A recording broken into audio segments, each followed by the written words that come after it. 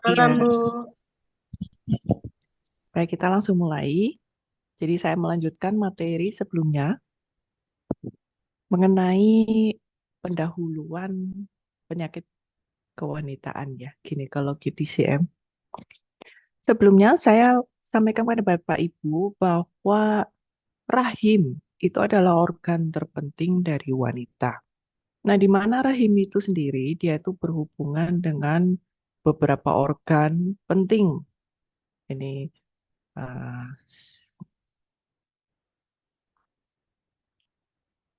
jadi kita review sedikit.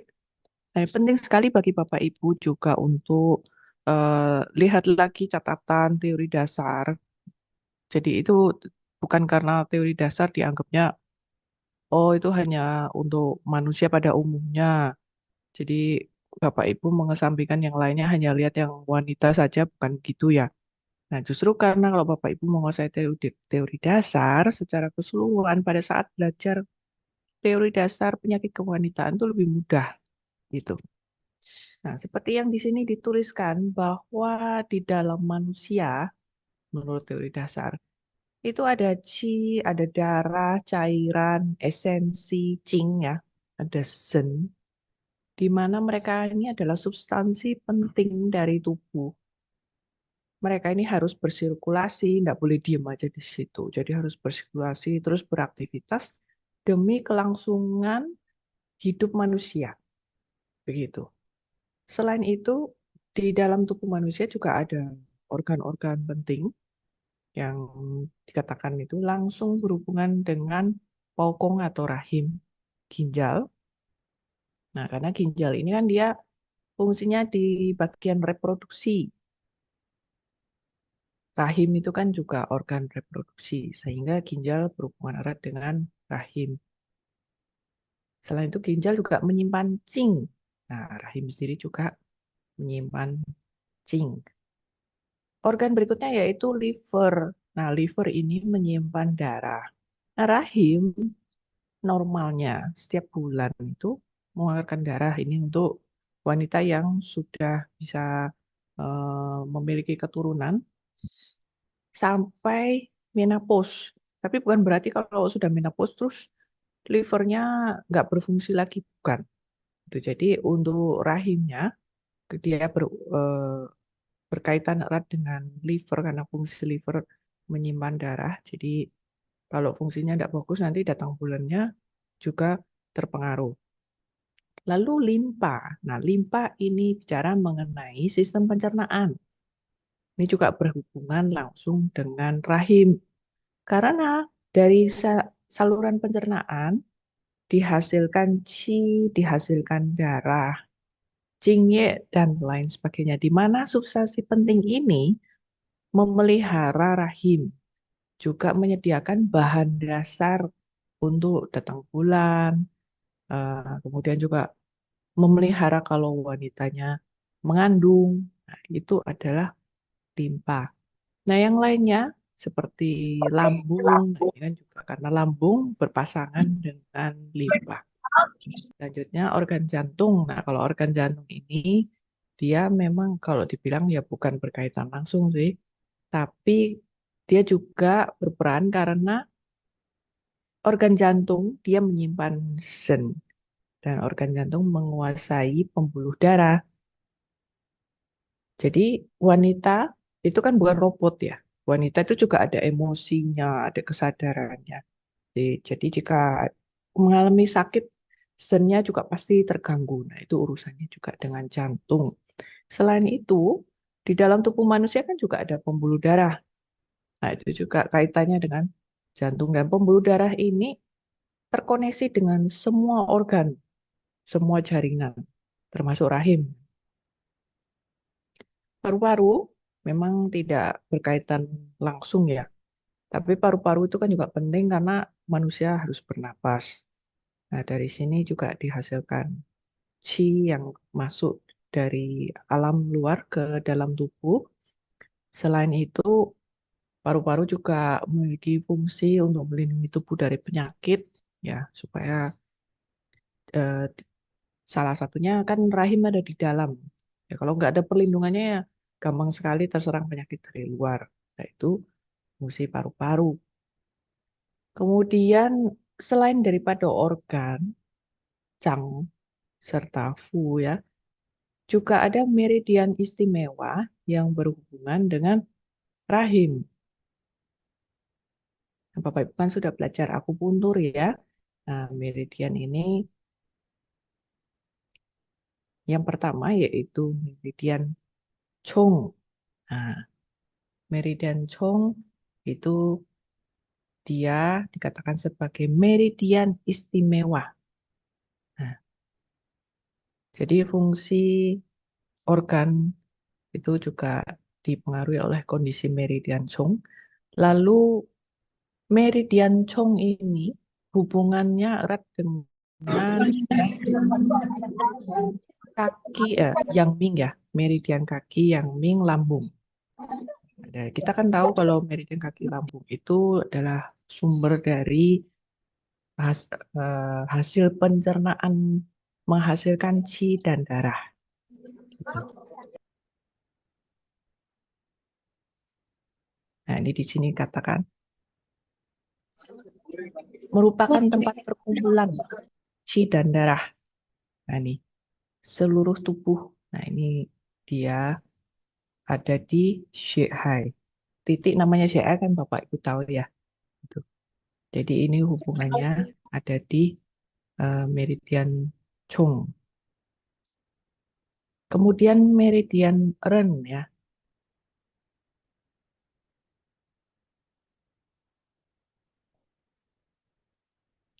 Nah, meridian Ren ini menguasai yin seluruh tubuh. Unsur yin seluruh tubuh itu seperti esensi atau qing, darah, jingye. Nah, semua yang berwujud itu dikatakan sebagai unsur yin. Nah, yang ada di dalam tubuh ini dikuasai oleh meridian Ren. Nah, sehingga eh, dia ini juga ikut serta dalam pengaturan datang bulan.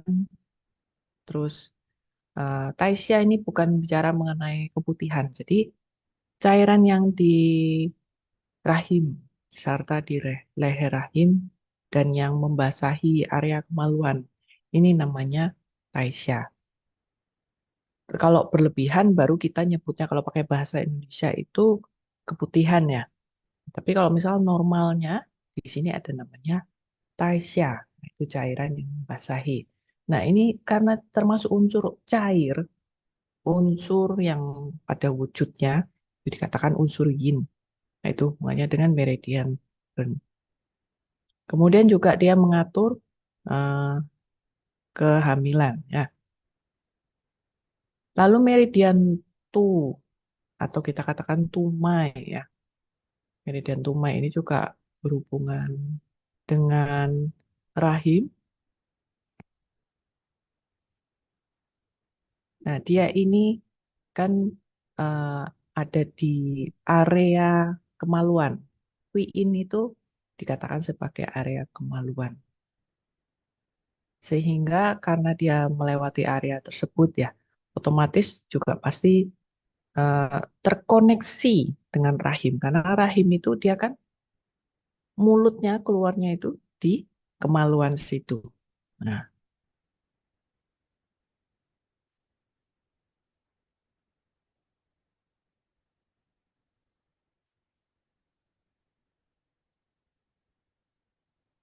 nah di sini dituliskan bahwa meridian tuh dia ini bisa mempertahankan ya fungsinya itu menjaga keseimbangan yin yang dan menjaga supaya rahim itu bisa berfungsi dengan normal dan baik.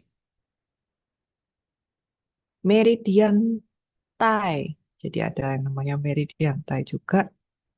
Nah, di sini dikatakan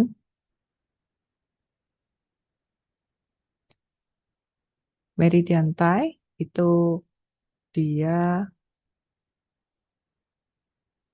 berhubungan dengan eh, tiga yin, meridian yang di kaki, serta tiga yang, meridian yang ada di kaki. Itu. Jadi di tubuh bagian atas, tangan ya, kemudian tubuh bagian bawah kaki. Itu kan total ada 12. 6 di atas, 6 di bawah. Nah, tai ini dia ada di bawah, kemudian dia juga menghubungkan meridian yang lain.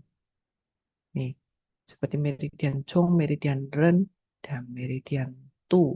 Itu jadi meridian ini dia bukan sendiri-sendiri, nggak ada hubungannya. Jadi semua itu saling terhubung.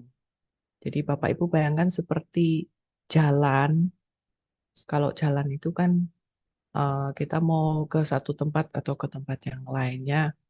Jalannya itu kan nggak mungkin ada yang terpisah, kecuali kalau jalannya ditutup itu beda kasus. Tapi sebenarnya yang namanya jalan, semuanya itu terhubung. Jadi kita kalau mulai melewati atau ke satu tempat, kita mesti uh, melewati jalan tertentu. Nah, itu sama juga dengan meridian ini. Setelah itu, selain meridian yang ada hubungannya dengan rahim yaitu Tian Kui. Nah, di sini ada kata Tian Kui. Saya tidak tahu Bapak Ibu masih ingat di teori dasar TCM ada namanya istilah Tian Kui. Itu juga ditemukan di kitab kuno. Tian Kui ada banyak terjemahan. Ada yang menerjemahkan sebagai hormon seksual atau kemampuan bereproduksi, ada yang bicara mengenai kesuburan. Ya, tapi sebenarnya kurang lebih itu yang mengacu ke situ. Di kitab Huang Pinijing, kalau Bapak Ibu baca, ada satu bab khusus membahas mengenai pertumbuhan dan perkembangan pria dan wanita.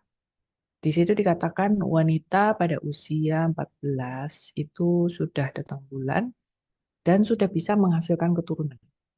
Nah, di situ berarti Tian Kui sudah diaktifkan. Jadi selama ada Tian Kui, manusia bisa memiliki keturunan. Demikian juga pria, kalau pria pada usia 16 itu sudah mimpi basah dan spermanya, misal pria tidur dengan wanita melakukan hubungan, sudah bisa menghasilkan keturunan. Nah, itu juga dikatakan pria kalau gen kuinya sudah aktif bisa menghasilkan keturunan.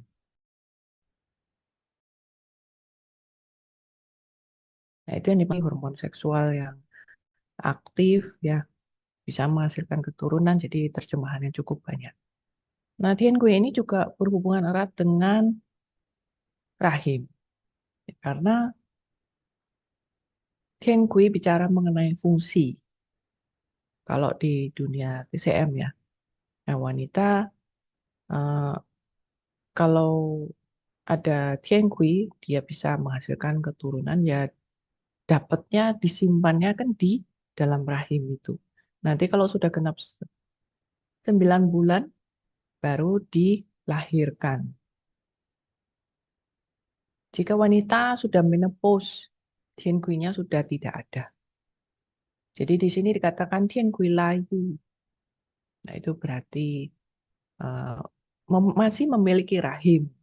Cumanya fungsinya sudah nggak ada. Nah itu yang dimasukkan kaitannya Tian Kui dengan rahim. Jadi rahimnya ada dulu, Tianquinnya juga ada, tapi belum aktif. Nanti pada sampai usia tertentu puber, kita nyebutnya puber, itu baru aktif. Kemudian hubungan Qi dan darah dengan rahim nih saya rasa Bapak Ibu sudah tahu. Berikutnya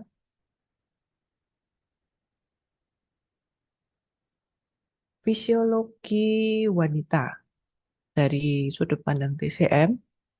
Jadi wanita itu memiliki 4 tahap kehidupan selama dia eh, Gen Kui-nya masih ada, yaitu masa ini, Yue Jing itu datang bulan atau menstruasi.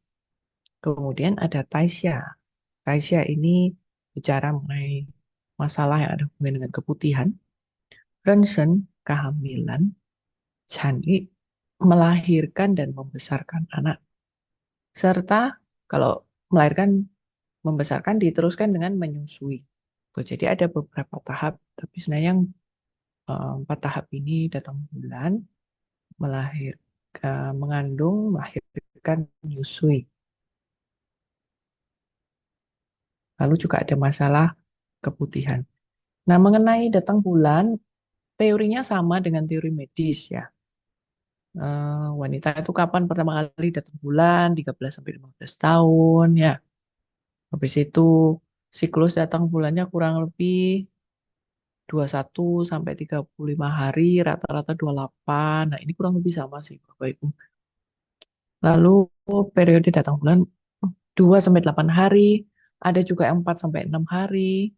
Nah, volume darahnya biasanya hari pertama, kedua, ketiga itu lebih banyak. Nanti kalau sudah sampai hari keempat, nah, makin lama makin sedikit. Kemudian kalau diukur volume darah kurang lebih 20 sampai 60 mili. Tapi ya nggak harus sampai di range ini karena setiap orang itu kan kondisi tubuhnya beda-beda. Ada yang kurus, ada yang gemuk, ya, ada yang jumlah darahnya banyak itu, ya itu disesuaikan dengan kondisi tubuh masing-masing. Kemudian di sini juga dikatakan kalau lebih dari 80 mili itu dikatakan sebagai datang bulan volumenya yang berlebihan. Kemudian juga Bapak Ibu perlu tahu warna darah haid normalnya biasanya merah tapi agak gelap sedikit, cuma tidak terlalu gelap ya.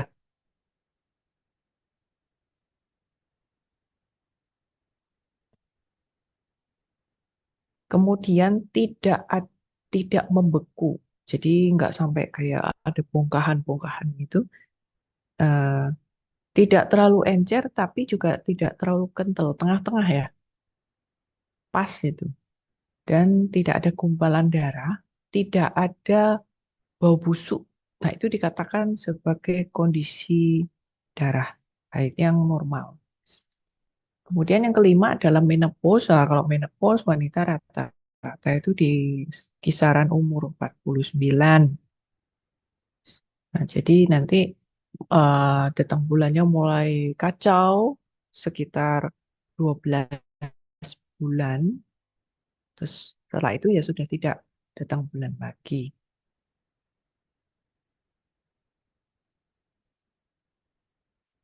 Nah, statistik menunjukkan kalau wanita menopause itu di usia 44 sampai 54. Tapi ada juga yang mengalami menopause dini, misalkan 40 sudah menopause. Ada juga yang eh, lambat sekali baru menopause sekitar umur 57.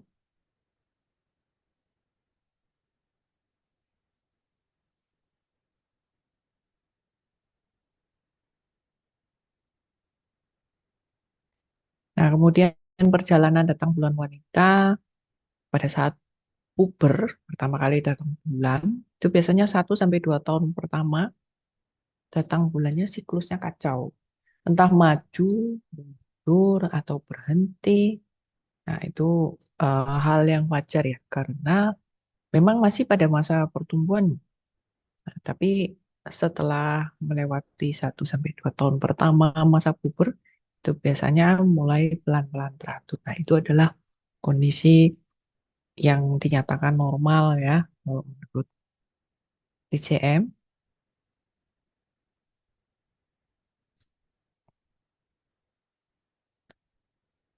Nah, di sini ada bahkan bagaimana terjadinya datang bulan. Kalau dari sudut pandang DCM, nah ini, bentar ya, saya coba semoga bisa kelihatan semuanya.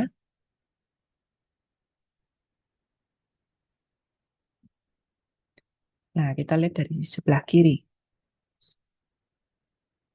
Urusan datang bulan itu kan ada hubungannya dengan reproduksi.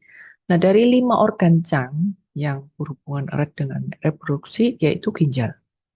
Jadi nomor satu, ginjal C-nya, ini sen, ci, seng itu artinya ci ginjal harus marak atau berlimpah banyak. Jadi bukan dalam kondisi defisiensi, jadi eh, berkecukupan bahkan berlimpah. Nah itu baru Tianqi-nya bisa diaktifkan. Jadi kalau misalkan ci ginjal nggak cukup, Tianqi-nya kemungkinan antara dia nggak aktif atau nunggu lama orang lain sudah aktif, ya, ini yang orang satu ini belum aktif, atau aktif tapi fungsinya kurang, biasanya seperti itu. Jadi di harus dalam kondisi yang berlimpah. Nah, Qinghui kalau aktif juga ada hubungannya dengan fungsi tumai serta taimai yang tadi dikatakan di depan ya. Nah, empat meridian istimewa tadi tumai, chongmai, renmai, taimai. Mereka ini kan berhubungan erat dengan kewanitaan. Nah, ini kalau di Qinghui itu hubungannya dengan tumai dan taimai. Nah, kalau Qinghui-nya sudah aktif, selanjutnya meridian Ren dan meridian Chong dia juga berfungsi. Nah, kemudian yang keempat, kalau meridian Chong dan Ren berfungsi dan berlimpah, maka darah, ya, darah itu berlimpah, bisa mengisi rahim. Jadi rahimnya kalau terisi darah, darahnya cukup, baru bisa datang bulan. Begitu. Jadi datang bulan itu bukan ngambil darah dari luar rahim. Jadi darahnya harus berkumpul di rahim. Dan kalau kurang dia nggak keluar. Jadi harus jumlahnya cukup baru bisa keluar. Yang keempat. Kemudian yang kelima, setelah datang bulan, nah itu menunjukkan kalau orang datang wanita datang bulan itu berarti renmainya lancar, chongmainya juga marak, chong chongmai, meridian chong dan ren, ya mereka ini saling berhubungan. Nah, darah juga jumlahnya banyak, berlimpah. Nah, kondisi ini juga nih dilihat nomor 6, nomor 7. Didukung oleh kecukupan jumlah Qi dan jumlah darah dalam. Terus yang ketujuh juga fungsi organ yang baik. Nah, ini maksudnya apa? Kenapa di sini dikatakan Changfu harus normal, Qi dan Xue harus cukup baru bisa datang bulan. Nah, wanita itu sebelum datang bulan, tubuh itu sudah otomatis. Jadi Bapak Ibu nggak usah pakai programnya komputer, di setting ya, seperti kita setting program atau setting HP. Tubuh itu sudah bisa mel- mengkalkulasi atau bikin sistem sendiri, menganalisa sendiri. Kalau misalkan kondisi tubuhnya nggak bagus, itu ya datang bulan pasti kacau atau tidak datang bulan. Jadi tubuh itu mementingkan kondisi Changfu, organ Chang dan organ Fu itu harus normal. Qi dan darah dalam tubuh harus dalam keadaan normal. Nah, jadi dianggapnya kalau sudah normal, nanti ada kelebihannya itu baru bisa masuk ke rahim, jadi datang bulan. Nah, kalau misalkan eh, tidak seperti itu, kacau nih, terjadi kekacauan ya. Dalam tubuh udah kurang darah. Nah, kalau sampai kita masih bisa datang bulan, berarti badan ini sudah terkuras. Nah, itu yang terjadi, itu bahaya gitu. Jadi semestinya adalah badan kita ini harus bagus dulu. Nanti baru ada yang namanya kelebihannya itu untuk datang bulan.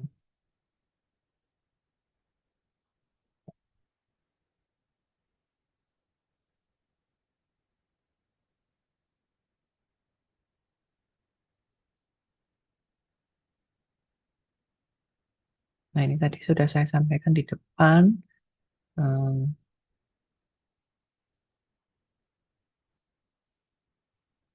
Nah, ini kalau mengenai dunia medis, Bapak Ibu baca sendiri. Nah, ini kalau di dunia medis itu di sini dijabarkan hubungan dengan hormon ya. Ada LH, FSH. Kemudian ini kalau disandingkan dengan teori dasar TCM ya ini juga masih dalam tahap penelitian. Nah, ini Bapak Ibu bisa baca kalau untuk pengetahuan medisnya. Kemudian hmm, berikutnya yang perlu Bapak Ibu tahu. Nah, itu tadi adalah pengetahuan seputar datang bulan. Berikutnya mengenai Taisya. Taisya ini adalah eh, cairan bening yang membasahi vagina serta leher rahim. Di sini namanya Taisya.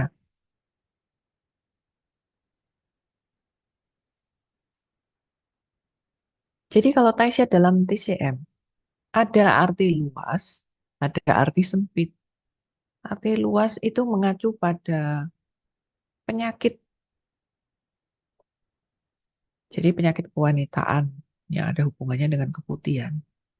Tapi kalau arti sempit itu mengacu pada ini cairan yang eh, lengket ya. Jadi cairannya dia bukan encer, cairan yang lengket yang mengalir keluar dari eh, organ kemaluannya wanita.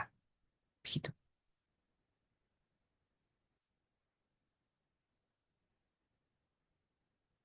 Kemudian di sini dikatakan bahwa ada cairan tersebut itu normal. Yang penting dalam kondisi seperti ini, karena fungsinya untuk melembabkan dan membasahi. Cairannya tidak berwarna, tidak berbau, dia eh, nien itu lengket ya. Lengket tapi tidak sampai kental seperti lem. Nah, itu adalah kondisi normal dari cairan vagina itu ya, atau Taisya itu. Lalu mengenai volume, memang harus ada, tapi volumenya nggak boleh terlalu banyak. Dia licin, ya licin, lembab, tapi tidak sampai keluar meluber atau kayak kebanjiran gitu. Dia hanya keluar kalau pas perlu saja. Ya.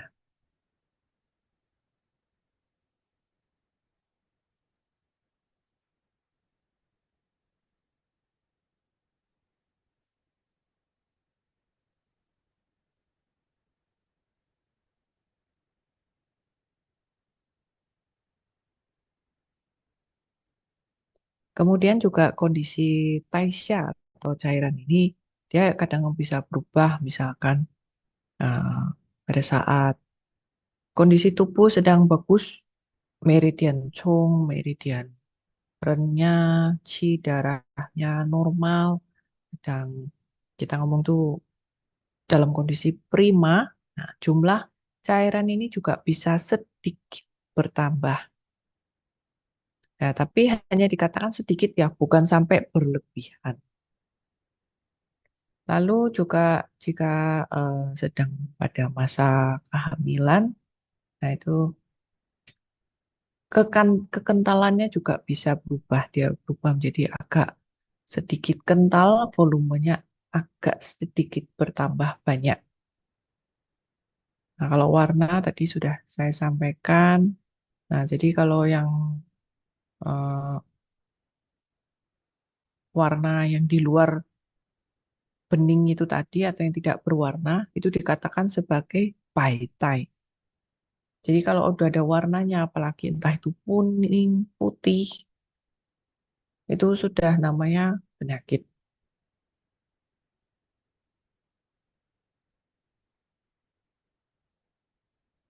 Nah, terjadinya cairan tersebut itu tentu saja berhubungan meridian Ren, meridian Tu, dan meridian Tai. Jadi meridian yang menguasai unsur yin, menguasai cairan tersebut ya. Juga ada hubungan dengan kondisi darah dan cingik dalam tubuh. Nah, jadi it- bahan dasarnya tentu saja adalah cingik serta cing yang ada dalam tubuh. Tuh. Nah, ini ada bagaimana terjadinya cairan vagina tersebut. Sama juga dengan kenapa bisa datang bulan, yaitu diawali dengan si ginjal marak. Nah, ini yang pertama ya. Ini di sini sama. Nah, si ginjal marak, maka Tien Kui baru bisa aktif. Nah, Tien Kui sendiri juga aktif karena dia juga ada hubungan dengan Tumai serta Tamai, Taimai, Meridian Tu dan Meridian Tai. Lalu Renmai. Nah, Renmai ini dia yang me- mengendalikan area yin atau area kemaluan dan Qing serta Qingye. Jadi dia ada hubungannya. Nah, ini setelah aktif maka cairan tersebut akan turun ke rahim, kemudian mengalir ke bawah ke lubang yaitu ke vagina. Nah, ini terjadi sebagai cairan vagina. Jadi dia ini di sini perjalanannya mirip ya dengan detang bulan. Sama juga untuk bisa mendapatkan kondisi yang bagus seperti ini, itu pada dasarnya fungsional organ cang dan fu dalam tubuh itu dalam keadaan yang normal. Sehingga kalau organ cang dan fu normal, maka eh, bisa menghasilkan ini, cingye, ya, cairan serta esensi yang kualitasnya bagus. Nah, kalau kualitasnya bagus, maka dia akan turut serta di meridian Ren, lalu dia akan kelebihan dari cairan ini bisa untuk eh, melembabkan, membasahi rahim. Begitu.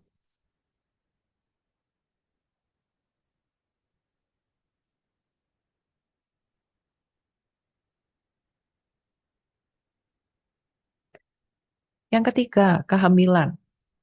Kalau dalam bahasa Mandarin pakai istilah Rensen. Rensen ada juga kalau Bapak Ibu di bahasa sehari-harinya itu pakai istilah Huayun.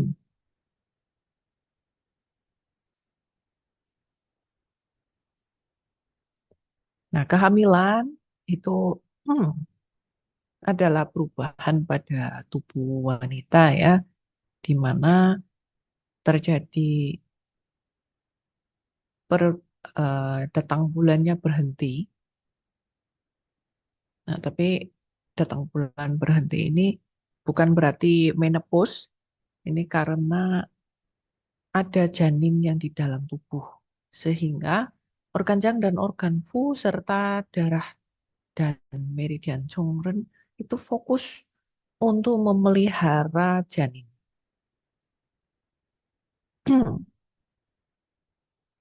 Sehingga pada saat pada saat kehamilan sering sekali bisa muncul ya ini yang dirasakan ibu hamil ya. Merasa seperti darahnya nggak cukup, tapi Qi-nya gampang ekses. Nah, itu karena di dalam tubuhnya ada tubuh lain yaitu tubuh bayi.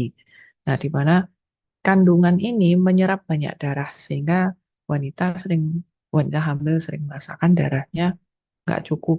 Lalu ada Qi, Qi yang baru atau manusia baru di dalam tubuh. Nah, itu yang dirasakan oleh wanita hamil. Mana di sini tuliskannya seperti itu.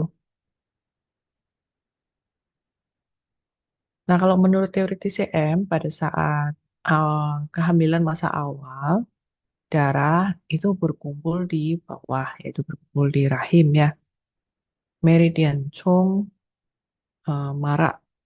Kemudian chi liver naik ke atas. Sementara chi lambung tidak bisa turun.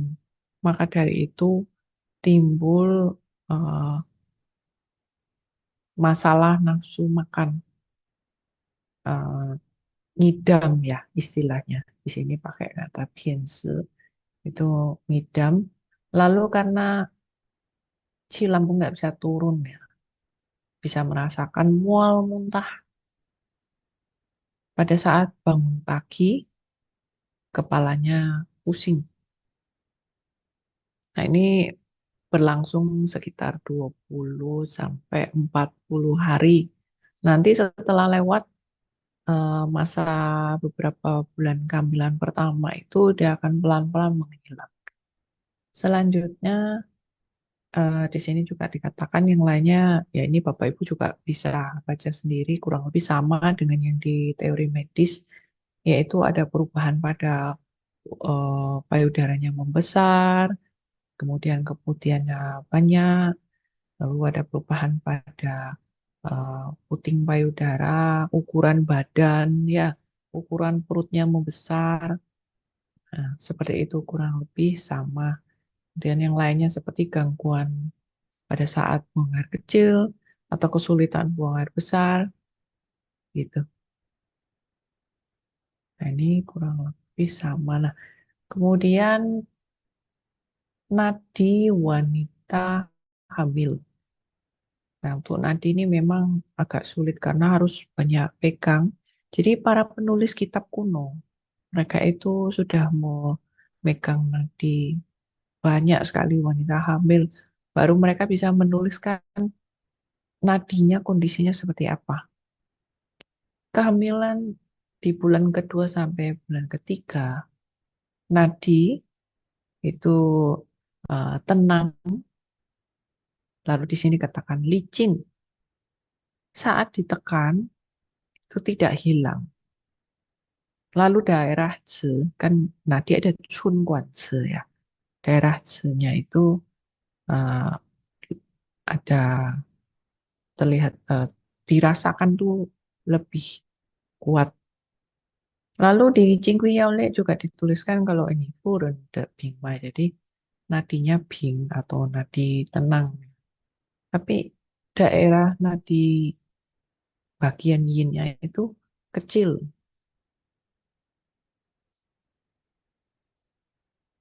Sementara di Peci Chen Jin Yao Fang dituliskan nadi wanita yang awalnya eh, barusan hamil itu di daerah Chun itu kalau dipegang kecil. Untungnya kalau untungnya modal itu tetap terjaga.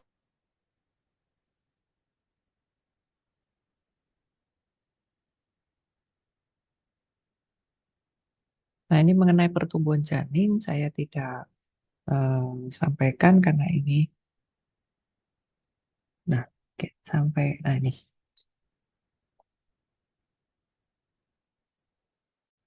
proses kehamilan. Nah, jadi kalau menurut teori dasar TCM, wanita saat pertumbuhan jika sudah matang maka dia datang bulan.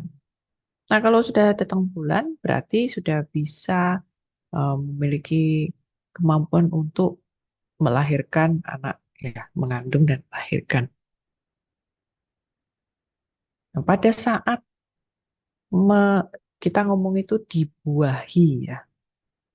Dibuahi itu proses di mana ci ginjal itu marak. Jadi ci ginjalnya berlimpah. Dengue-nya ini sudah matang. Meridian Chong, meridian Ren berfungsi dengan normal. Sehingga kita ngomong telurnya wanita, ini bergabung dengan cingnya pria. Nah, kalau wanita ini dituliskan pria wanita dua cing. Jadi esensi wanita dan esensi pria keduanya saling bergabung, maka akan membentuk janin di sini dikatakan. Jadi proses kehamilan menurut Neijing itu seperti itu. Jadi mesti harus ada orangnya, fungsinya matang, kemudian ada eh, qi, lalu yang di dalam yang berhubungan dengan fungsi reproduksi tersebut normal, kemudian dilanjutkan dengan hubungan, ya, hubungan laki dan perempuan baru bisa hamil. Itu yang dituliskan di sini. Fun one itu artinya melahirkan. Jadi kalau menurut teori TCM, kehamilan itu usianya 280 hari. Jadi mereka ngitungnya itu pakai hari 280. Jadi dianggap itu kalau sudah 280 ya sudah waktunya keluar atau ya sekitar hari-hari tersebut. Di mana eh, bayi keluar itu dari eh, kemaluannya wanita itu dinamakan prosesnya ini penuaan atau melahirkan. Nah, yang lainnya eh, gejala sebelum melahirkan, nah itu Bapak Ibu silakan baca sendiri kurang lebih sama ya dengan di teori medis. Di sini disampaikan secara singkat, ini sama.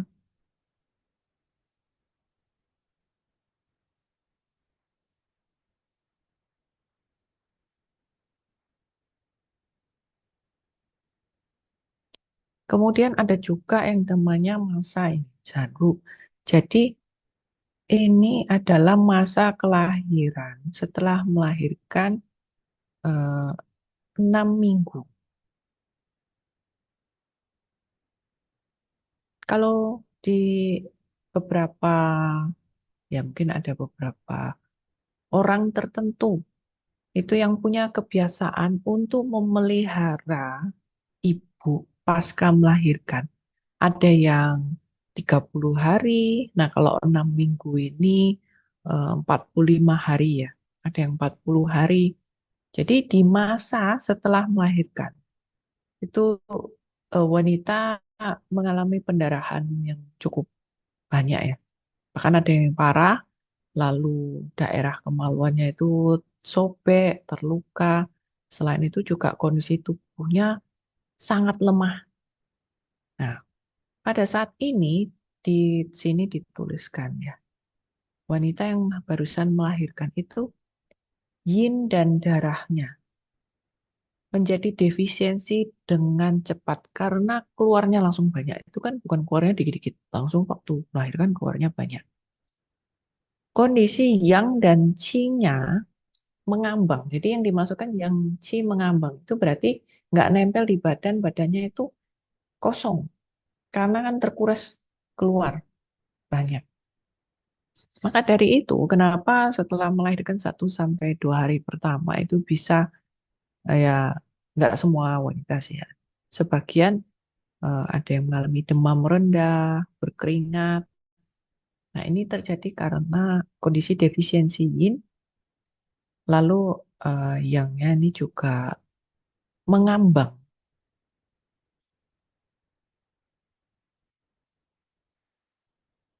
Selain itu juga yang lain seperti nyeri perut, lalu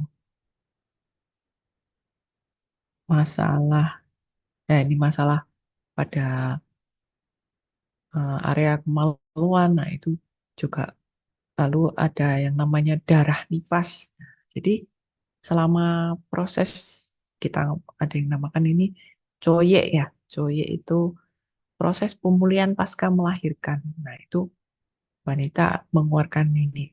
Kalau bahasa Mandarinnya pakai istilah elu, itu adalah darah kotor ya. Nah, itu sebenarnya sisa-sisa dari yang ada di rahim gitu, warnanya merah gelap, itu harus dikeluarkan darah kotornya dan dia biasanya kalau sudah lewat 34 hari itu 30 atau 40 hari akan selesai sendirinya gitu. Nah, cumanya pada masa tersebut karena di sini dikatakan wanita sangat-sangat defisiensi, makanya butuh perawatan sehingga di sini juga dibahas. Yang kelima adalah masa menyusui. Nah, kalau menyusui itu wanita sudah mulai menyusui di hari kedua melahirkan ya. Lalu ya itu mau selesainya kapan? Ada yang sampai 4 bulan, ada yang sampai setengah tahun, 1 tahun. Nah, tapi kalau di sini dituliskan rata-rata yang disarankan menyusui itu 4 sampai 6 bulan. Ada juga yang sampai 12 bulan. Nah, itu masih eh, cocok lah.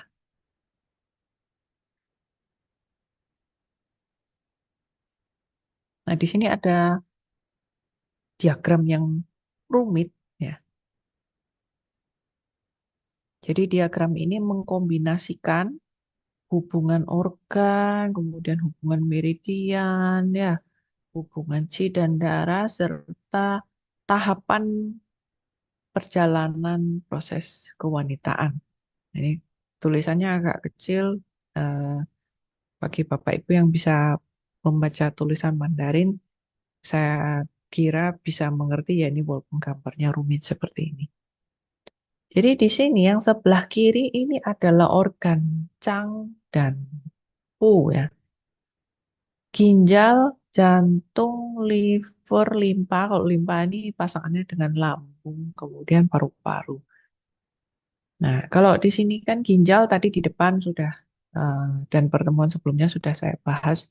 Ginjal itu menyimpan cing dan ginjal itu yang menguasai reproduksi dan dia sendiri juga yang berpartisipasi dalam pertumbuhan perkembangan tubuh wanita. Kemudian kalau jantung itu dia menguasai darah. Nah, liver dia menyimpan darah.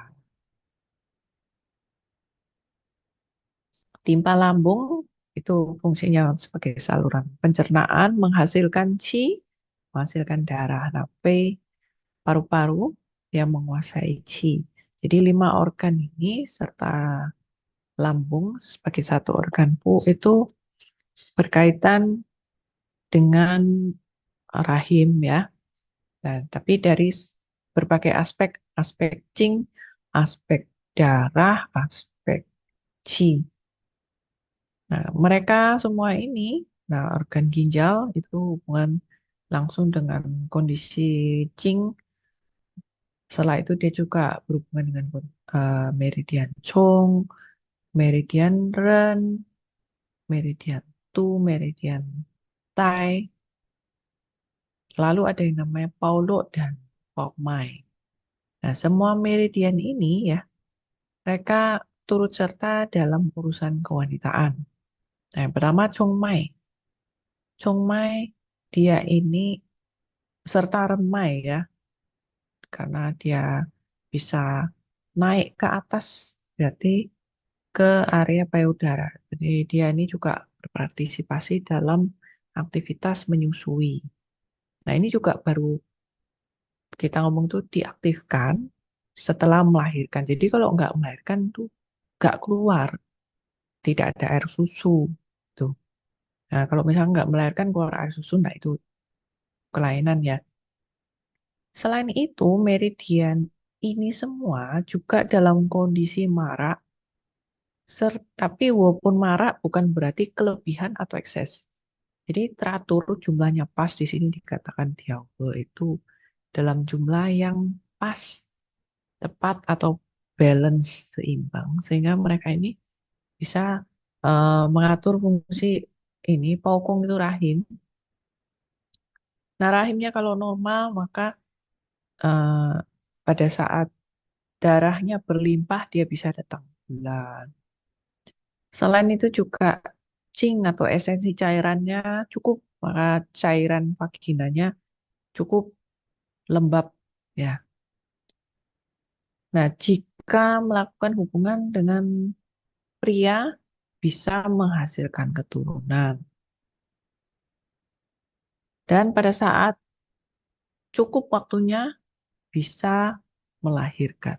Nah, ini adalah arti dari diagram ini. Jadi kesimpulan dari yang saya sampaikan di depan, hubungannya dengan organ, dengan meridian, lalu hubungan dengan substansi penting dan berbagai macam tahap kewanitaan.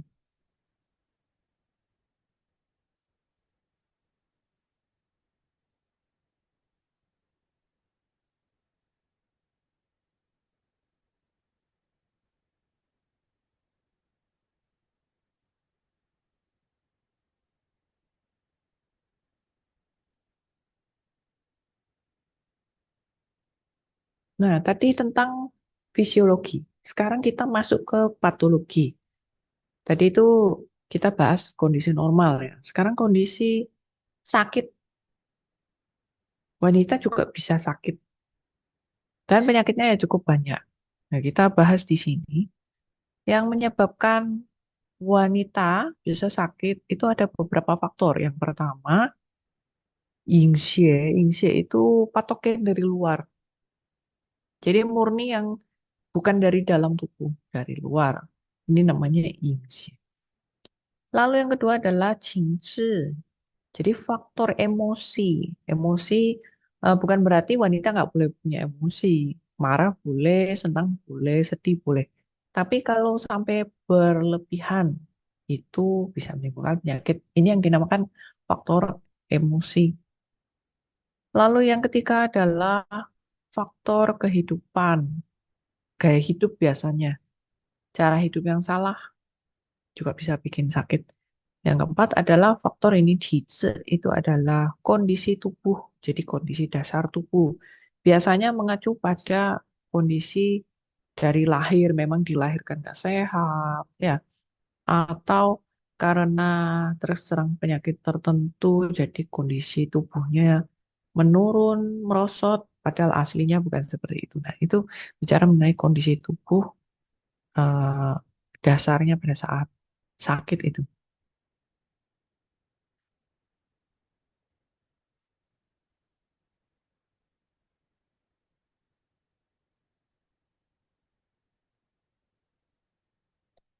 Nah, di sini juga dikatakan di kitab Suwun ada satu kutipan bicara mengenai kenapa bisa terserang penyakit. Memang penyakit itu selalu ada dari luar, dari dalam, ya. Dan kita itu nggak bisa membasmi penyakit yang ada di luar tubuh itu nggak bisa. Yang bisa kita lakukan adalah memperkuat yang ada dalam tubuh. Gitu. Jadi ini dituliskan kalau tubuh kita kuat, maka kita nggak gampang terserang penyakit. Itu yang dimaksudkan di sini ya. Jadi menentukan kita bisa sakit atau enggak itu ya kekebalan tubuhnya bagus apa enggak. Nah, kita masuk ke penyebab penyakit pertama yaitu patogen dari luar. Nah, ini sekali lagi ini juga sama dengan teori dasar karena ya memang itu-itu aja teorinya ya. Patogen luar ada 6. Ya, di teori dasar pernah diajarkan ada patogen. Ini namanya ya, bukan bendanya, tapi lebih ke nama dan sifat. Patogen angin, dingin, su ini kemarau panjang, se lembab, cau kering, dan huo api. Nah, jadi ini patogen yang dari luar, nyerang ke dalam tubuh. Nah, itu biasanya kalau wanitanya dalam kondisi lemah, ya, atau bukan dalam kondisi lemah, lagi kacau. Nah, itu gampang sekali terserang oleh 6 patogen ini.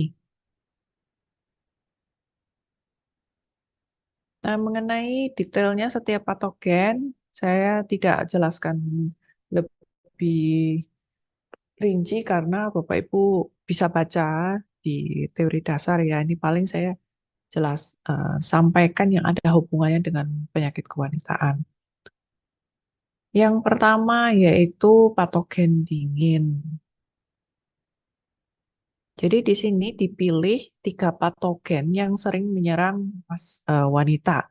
Patogen dingin, patogen panas atau api, dan patogen lembab. Tapi bukan berarti patogen lain nggak bisa menyerang, tetap bisa. Cuma di antara 6 itu yang paling sering adalah yang 3 yang barusan saya sebutkan.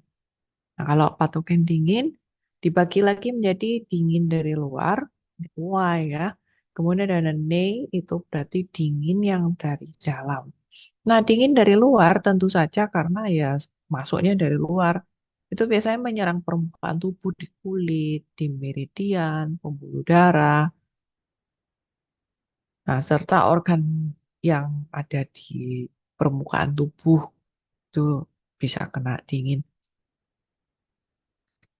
Nah, Gejala kalau terserang dari luar itu salah satunya, ada beberapa ini disebutkan seperti datang bulannya terlambat atau volumenya sedikit, tidak datang bulan, nyeri saat datang bulan, atau habis melahirkan badannya sakit semua, atau demam setelah melahirkan.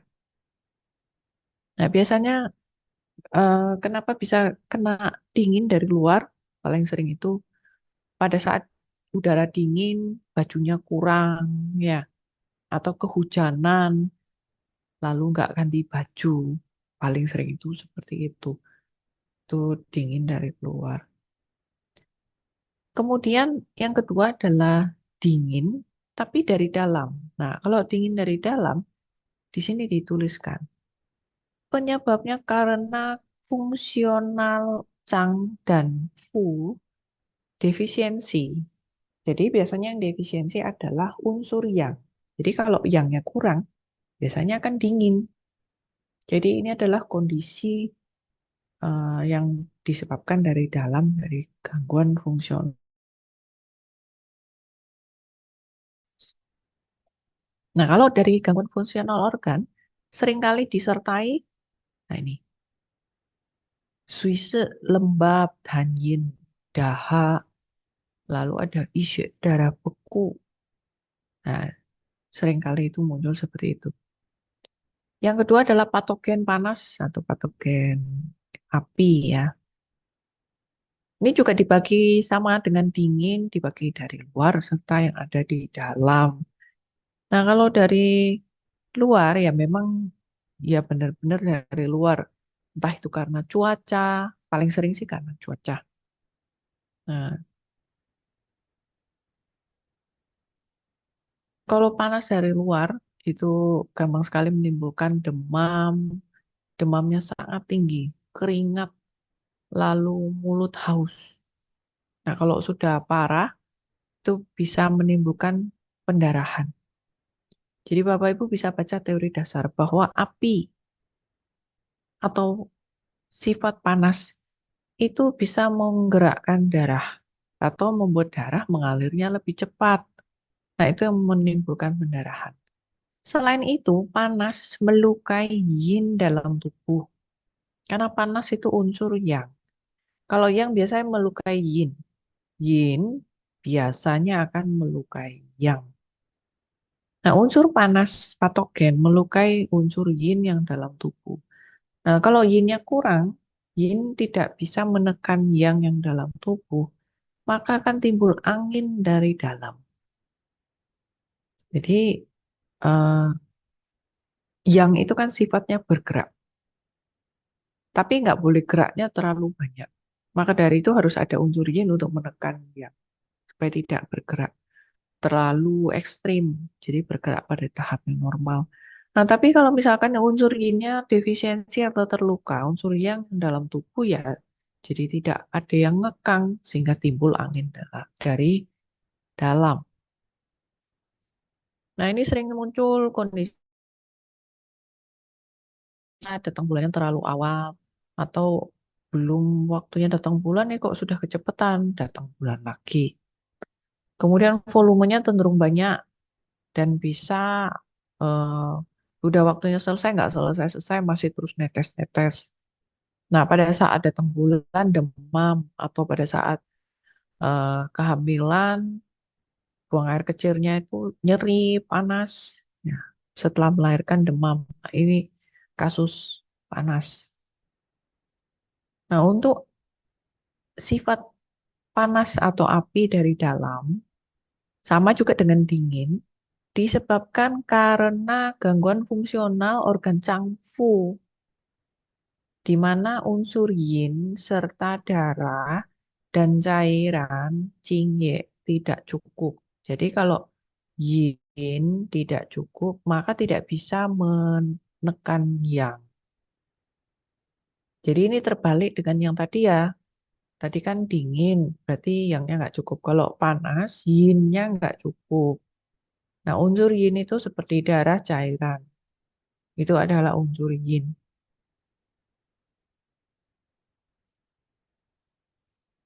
Sama juga dengan panas dari luar juga bisa menimbulkan pendarahan, bisa menimbulkan angin.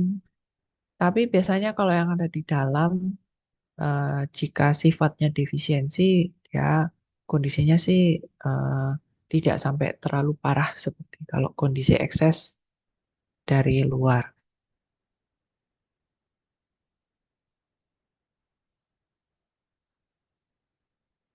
Kemudian, panas juga bisa bergabung dengan racun. Nah, Bapak Ibu pada saat belajar teori TCM juga sering bisa dengar ada istilah racun ya. Tuh, di sini pakai kata tuh. Jadi, tuh racun itu biasanya berkeliaran di tempat yang panas. Kalau di dunia medis itu di ada yang menerjemahkan sebagai virus bakteri, tapi kalau orang di Neijing mereka memperhatikan ternyata tuh racun ini kebanyakan tuh di tempat yang panas. Nah, tanda-tandanya kalau kena racun itu biasa muncul seperti eh, panas tinggi, lalu ada luka seperti bisul, bernanah, berdarah, atau kondisi yang bisa penyakit lain yang bisa menular gitu. Nah, itu dinamakan sebagai tu atau racun. Nah, ini sering muncul berbarengan dengan panas, tapi ya belum tentu tiap kali selalu ada. Kemudian patogen lembab. Patogen lembab juga dibagi lagi lembab dari luar serta lembab dari dalam. Nah, kalau lembab dari luar ya sama seperti patogen panas dan dingin, dia itu berasal dari luar. Contoh karena cuaca atau tinggal di lingkungan geografis yang sifatnya lembab, tinggal di rumah yang lembab, atau Bapak Ibu tinggalnya di daerah dekat rawa, atau yang banyak genangan air, lalu sering kehujanan. Nah, itu unsur basah, unsur lembab bisa menyebabkan penyakit. Nah, kalau sifat lembab tahu ya, lengket, berat, bisa menimbulkan stagnasi chi. Maka dari itu pasien sering merasa seperti terasa berat. Dan karena sifatnya lengket, penyakit yang disebabkan unsur lembab sulit disembuhkan, jadi bisa tarik ulur lama sekali. Lembab karena dia unsur cair, dia turun ke bawah, seringkali menyerang daerah bagian bawah tubuh, bagian bawah. Dan mudah sekali menyerang area yin. Area yin itu biasanya selain tubuh bagian bawah, juga tempat yang lembab, ya daerah kemaluan itu.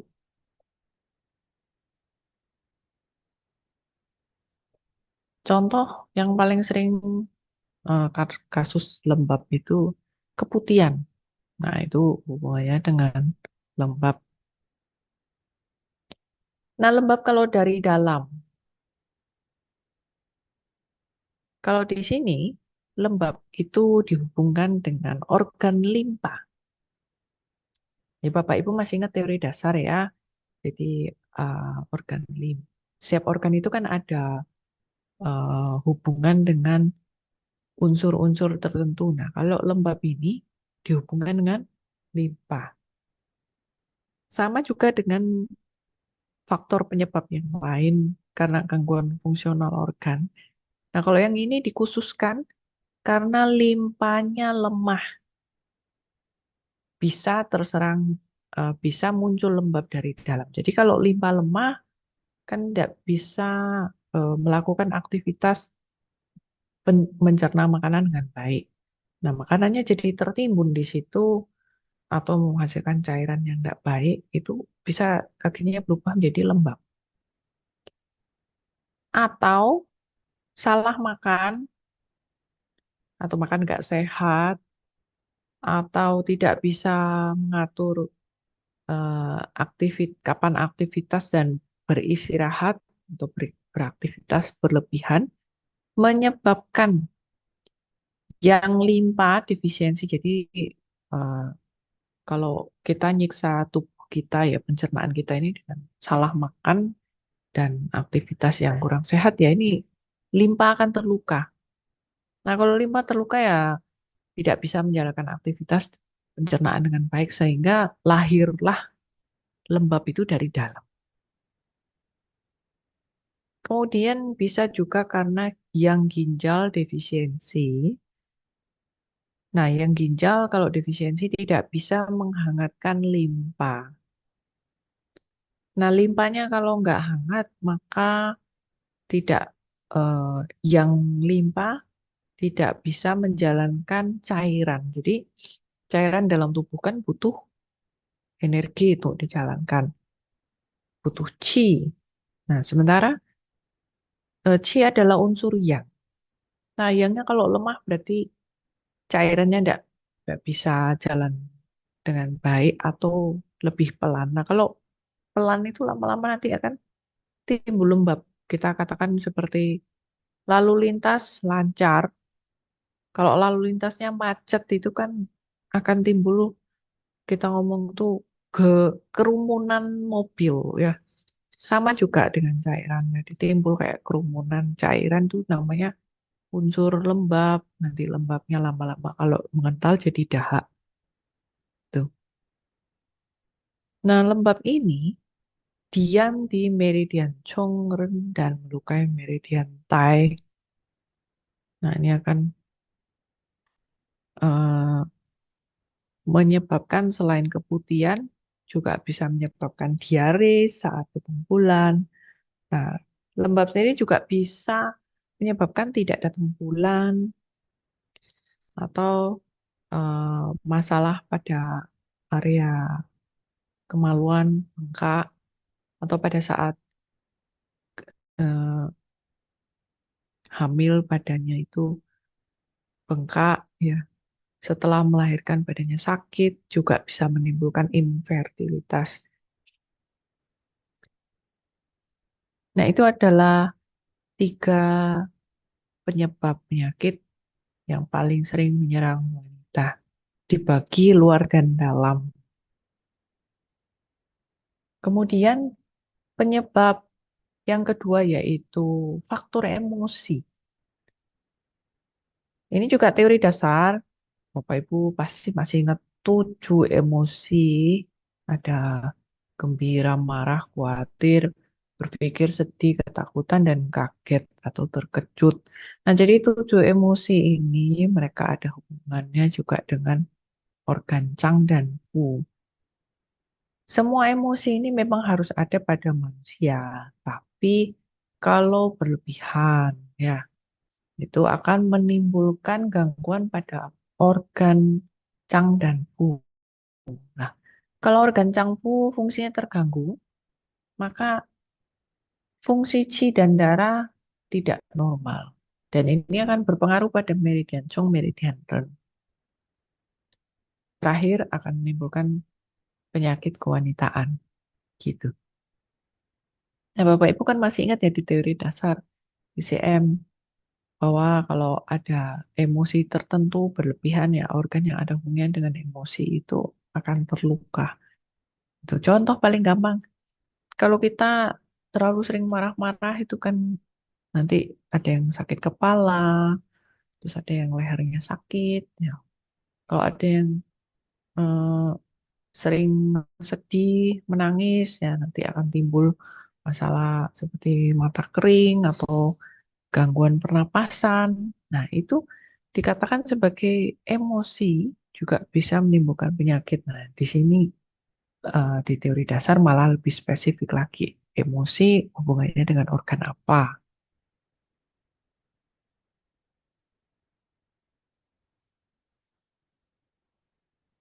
Nah, ini saya sampaikan secara singkat soalnya ini juga teori dasar semua ya.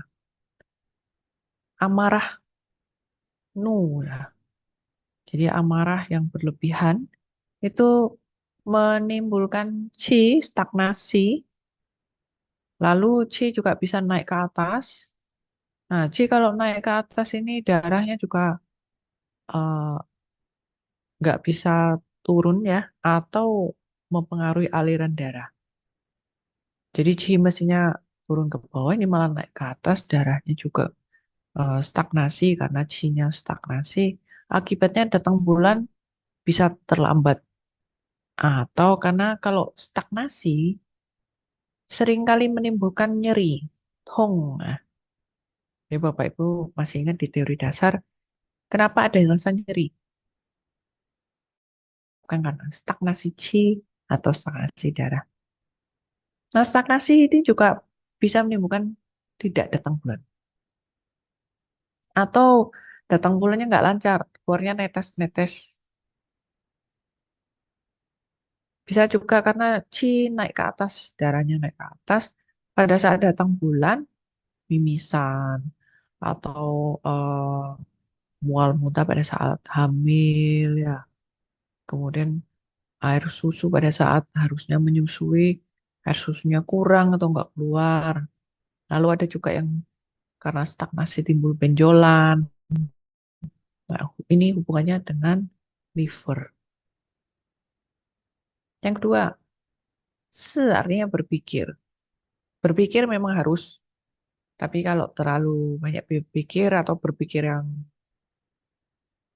kita ngomong enggak ya, yang enggak seharusnya dipikirkan, itu menyebabkan chi terikat sama juga. Sebenarnya mirip dengan stagnasi chi.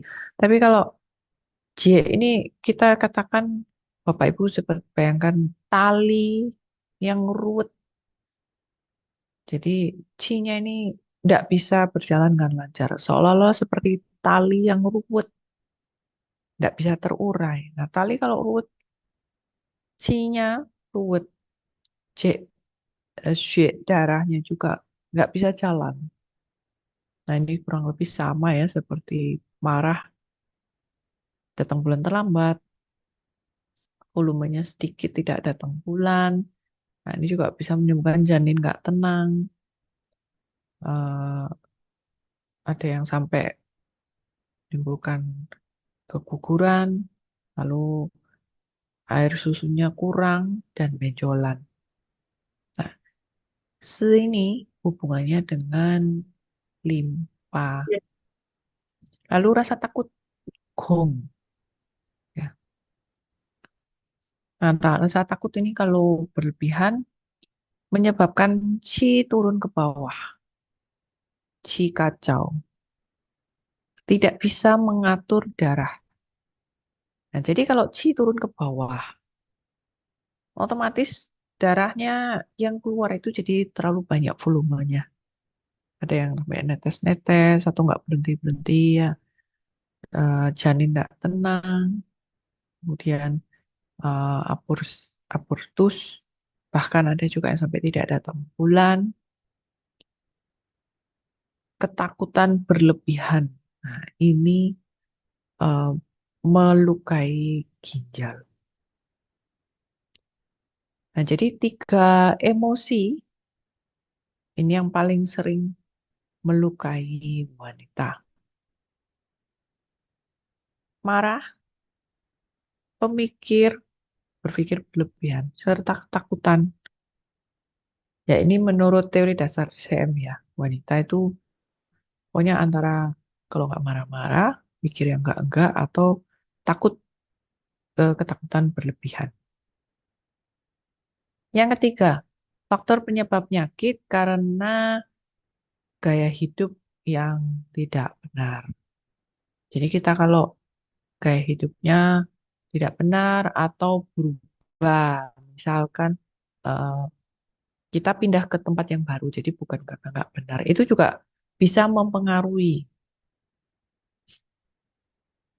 Jadi gaya hidup yang tidak benar serta perubahan gaya hidup, misal Bapak Ibu pindah negara, pindah rumah lah katakan, atau kita pindah ke tempat yang baru, itu tubuh kita itu menyesuaikan lagi. Ternyata itu juga bisa mempengaruhi kondisi Changfu, Qi dan darah, serta meridian Chong dan Ren. Gaya hidup yang dikatakan tidak sehat selain itu, contohnya ya, Wang Lao Chan, yaitu eh, melakukan hubungan seks berlebihan dan melahirkan terlalu banyak anak. Jadi keseringan ya, belum istirahat, ini sudah dapat lagi, sudah melahirkan lagi.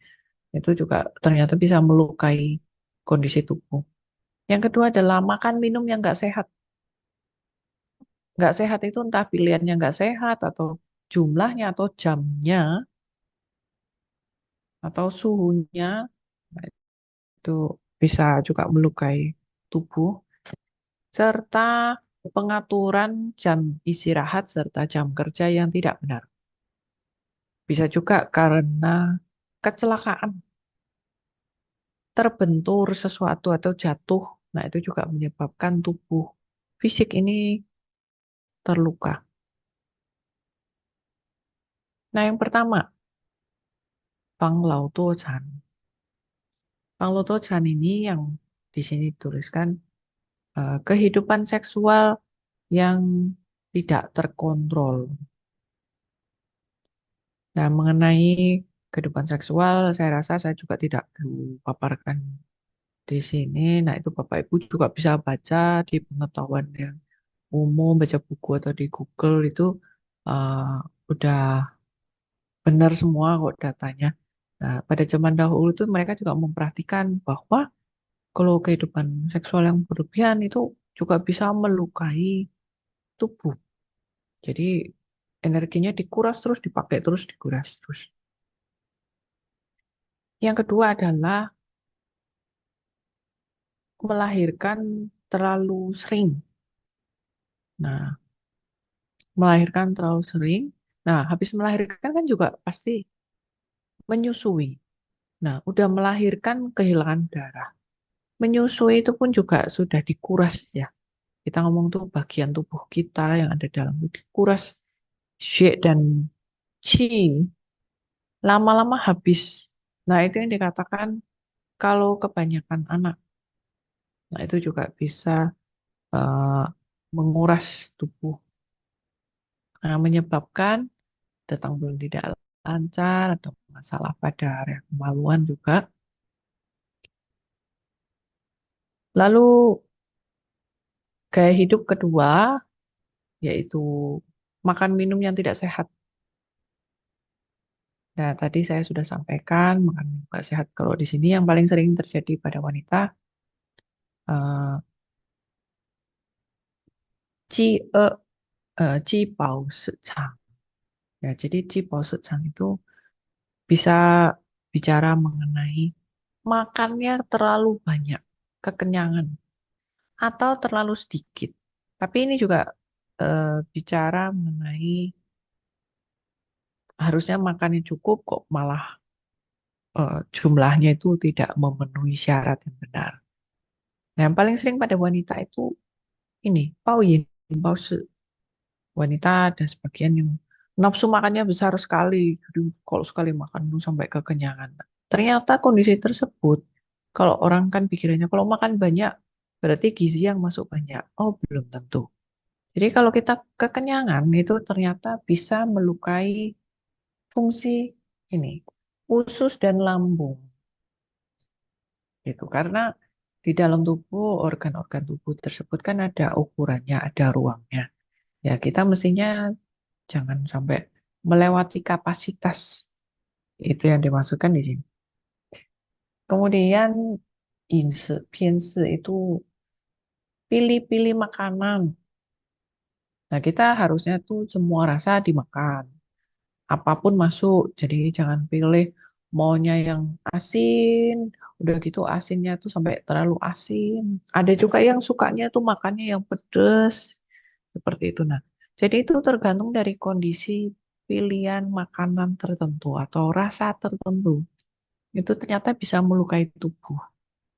Kemudian juga ada yang sampai ini misalkan merokok, minum alkohol ya, atau minum obat yang salah.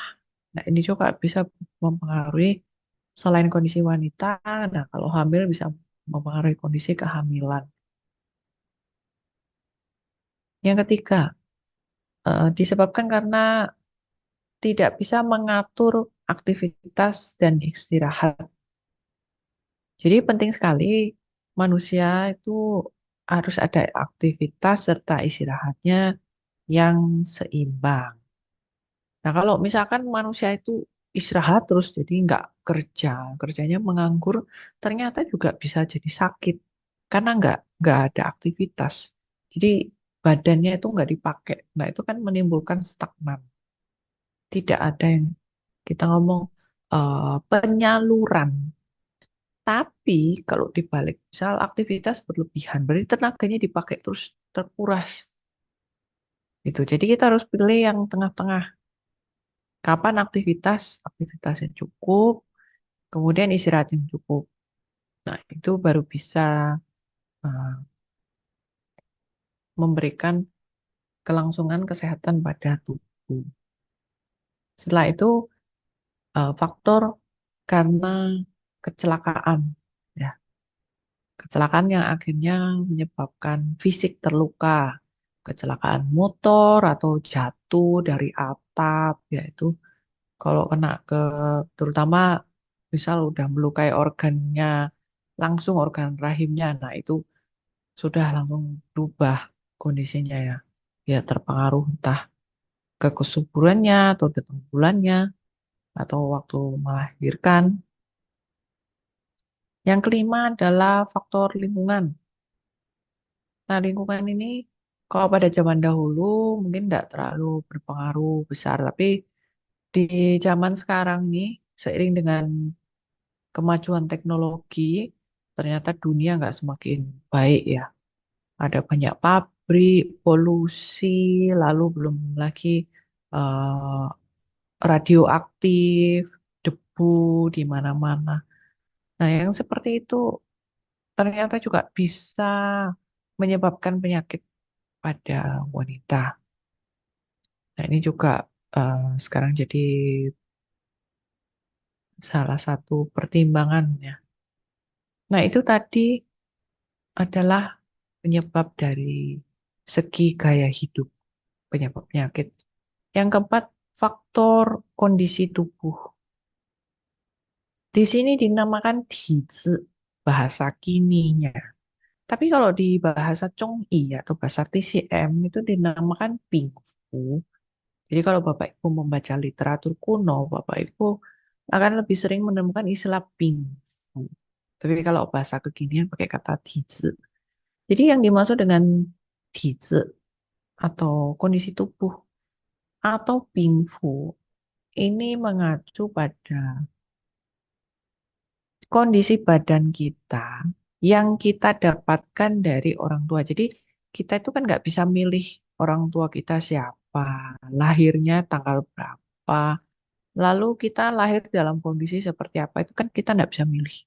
Jadi kalau dari sononya udah dikasih seperti itu, Bapak Ibu dikasihnya tangannya panjang atau Bapak Ibu warna rambutnya coklat, itu kan sudah pemberian, nggak bisa dirubah. Itu namanya kondisi badan. Ini kalau yang bisa kelihatan dari luar, tapi yang kelihatan yang tidak terlihat, contoh kondisi alergi orang tua diturunkan pada anak, alergi ikan, atau orang tua punya diabetes kencing manis diturunkan pada anak. Orang tua punya bakat menyanyi diturunkan pada anak. Nah, itu adalah yang namanya kondisi bawaan. Kalau bahasa Mandarinnya, bingfu atau dizi. Nah, kondisi bawaan ini bisa berubah setelah lahir. Nah, jadi kalau setelah lahir, kita atur nih, misalkan Bapak Ibu kurang di organ tertentu, ya. Lalu Bapak Ibu makan makanan sehat, terapi. Nah, itu lama-lama ternyata bisa memperbaiki kekurangan tersebut.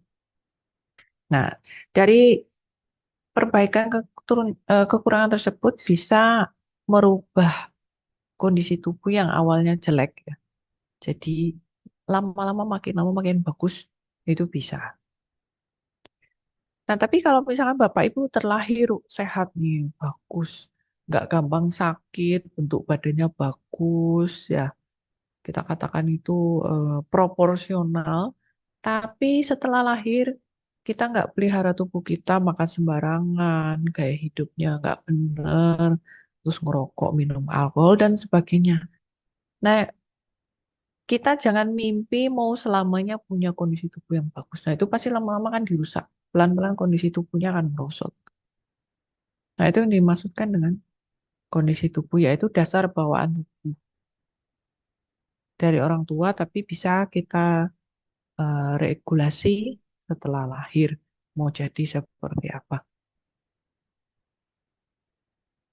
Nah, kondisi tubuh juga mengacu pada konstitusi tubuh. Itu Bapak Ibu juga bisa baca kembali di teori dasar konstitusi tubuh itu tipe tubuh orang. Jadi tipe tubuh orang itu macam-macam. Ada yang tipe yang, yang tipe yin, lalu ada juga yang tipe dahak, ada yang tipe kering misalkan. Nah, kondisi bawaan seperti itu nanti bisa berpengaruh pada terapi yang akan Bapak Ibu pilih untuk pasiennya. Nah, maka dari itu kita jangan cuma melihat oh penyebab penyakitnya apa, gaya hidupnya seperti apa. Lihat juga orang ini kondisi tubuh dasarnya apa. Nah, itu adalah eh, pembahasan mengenai penyebab penyakit.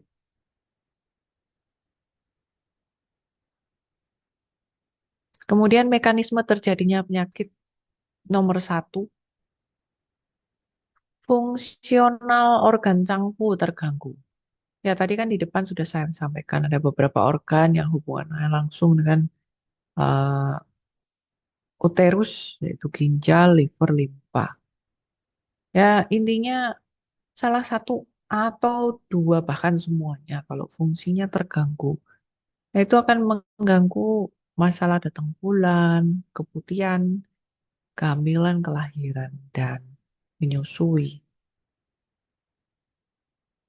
Selain itu, qi dan darah terganggu sehingga mengganggu meridian Chong dan meridian Ren.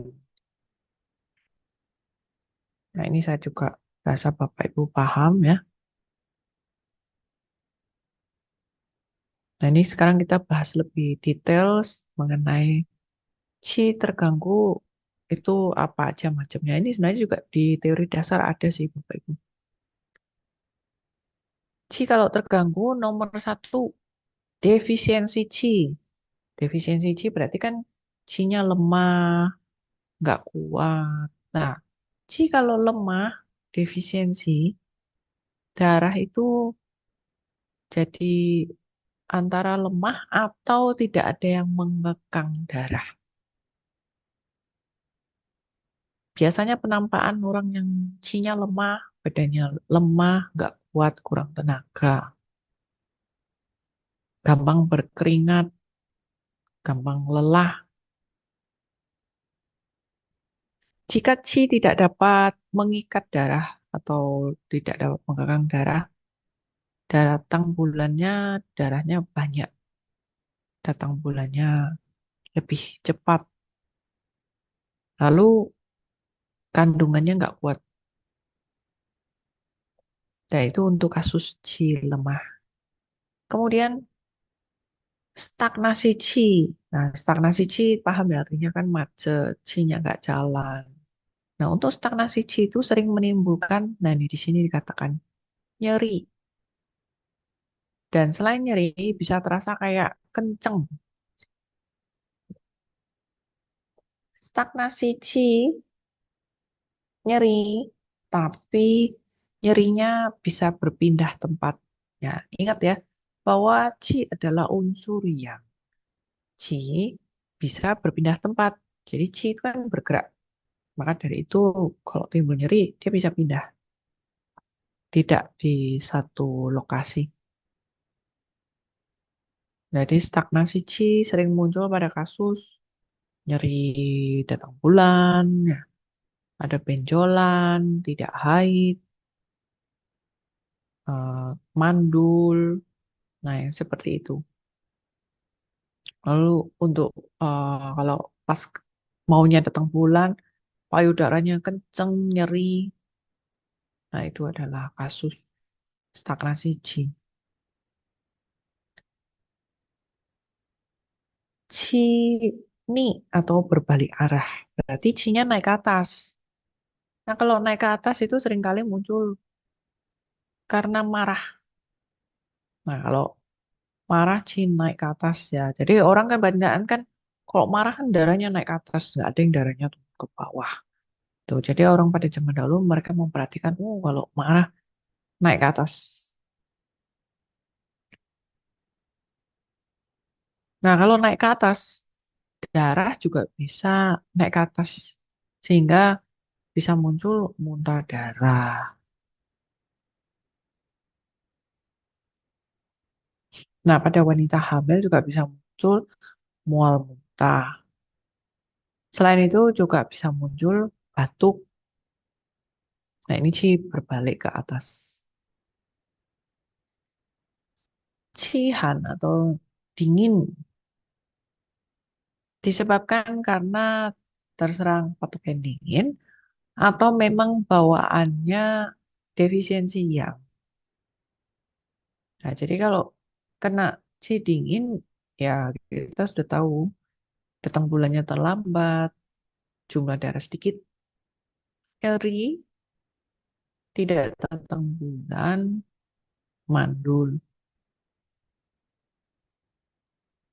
Yang terakhir, si panas. Jadi ini terbalik, beda kebalikannya dari dingin ya. Nah, panas selain daripada panas dari luar, bisa juga panas karena emosi. Terutama kalau yang marah-marah itu ya. Jadi marah itu kan sifatnya eh, kita bilang tuh amarah, api amarah. Nah, marah bisa menimbulkan api atau kita memendam sesuatu, sesuatu yang tidak baik, gitu ya.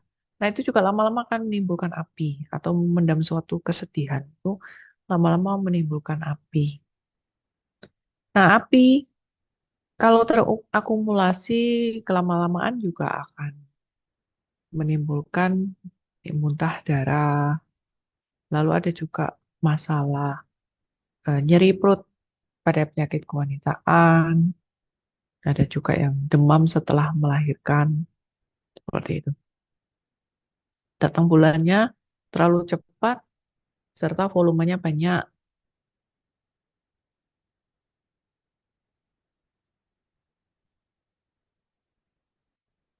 Nah, itu tadi adalah masalah Qi yang tidak terregulasi.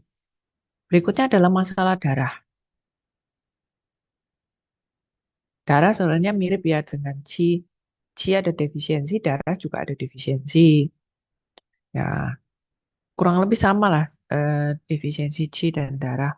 Nah, cuma kalau darah dia lebih jelas di volume darah, volume darahnya sedikit, ya datang bulannya jadi terlambat atau mandul, air susu pada saat menyusui sedikit. Nah, ini eh, gampang sekali keguguran. Ini adalah kondisi kalau darah defisiensi.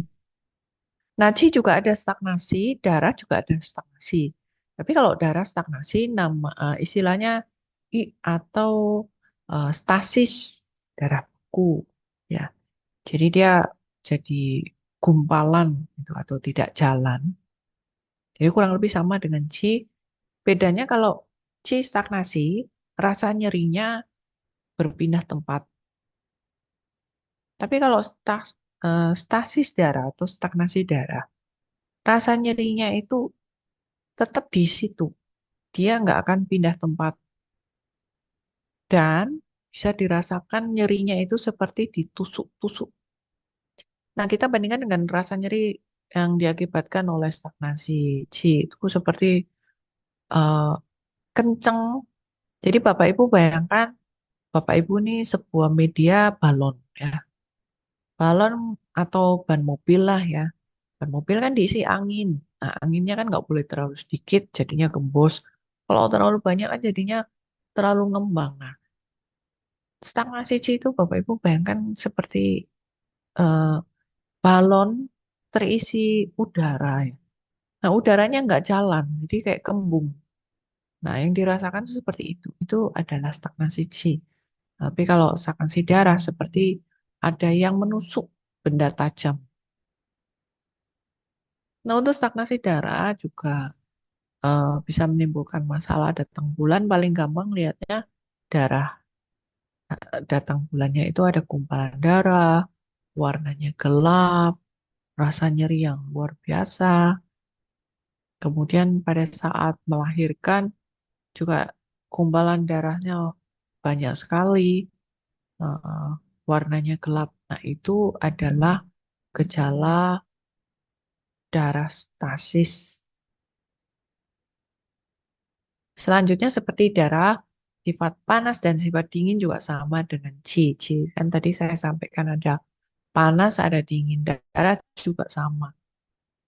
Nah, sekarang kita tinggal bedakan aja. Kalau panas, itu darah akan mengalir lebih cepat, mudah sekali timbul pendarahan, warnanya merah, segar, dan sering disertai gejala seperti demam, haus, cairan terluka, lalu ada bisul warna merah. Itu adalah kondisi darah panas. Kebalikannya dengan darah dingin.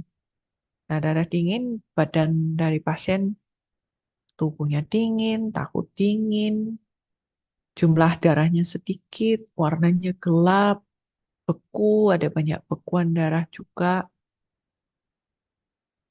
karena dingin bisa menimbulkan darah beku. Nah, itu adalah kondisi darah panas dan darah dingin. Bisa juga si dan darahnya sama-sama terserang penyakit, sama-sama kacau. Nah, kalau kayak seperti itu, ya Bapak Ibu tinggal kombinasikan masalah yang di atas itu ada kemungkinan semua bisa muncul berbarengan minimal dua. Nah, yang paling sering muncul itu seperti ini, Qi dan darah sama-sama defisiensi atau Qi dan darah sama-sama stagnasi. Nah, ini masalah yang paling sering muncul, tapi tidak menutup kemungkinan yang lainnya muncul seperti Qi defisiensi darahnya stasis atau Qi defisiensi darah panas misalkan. Nah, itu juga ada di lapangan. Yang dicantumkan di sini adalah yang paling sering muncul di lapangan.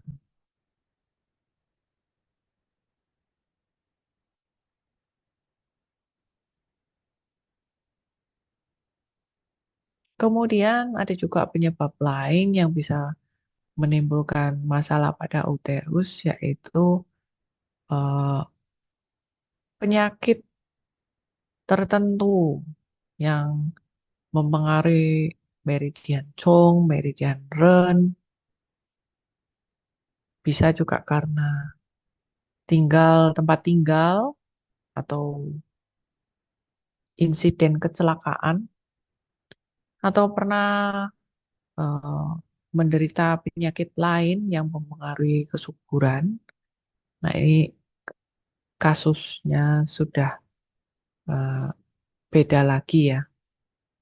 Nah, tapi yang paling sering itu yang tadi eh, poin yang di depan tadi, beberapa faktor dari luar, ada faktor yang dari dalam emosi, gaya hidup, nah, serta kondisi tubuh. Itu dari penyebab penyakit dan mekanismenya eh, ekses defisiensi luar dalamnya itu jangan lupa. Baik kita, oh sudah maunya 8 pukul 10. Berarti waktu saya sudah habis ya Bapak Ibu ya? Benar, Ibu. Oh ya, baik sampai di sini. Apakah Bapak Ibu ada pertanyaan?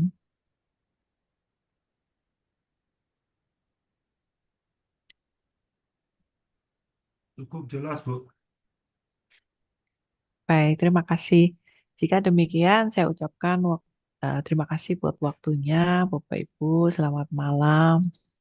Selamat malam, terima kasih, Bu. Selamat malam, Selamat terima malam, Bu. kasih banyak Terima Ibu. kasih, Terima terima kasih, Bu. kasih, Bu. Terima kasih. Terima kasih, Bu.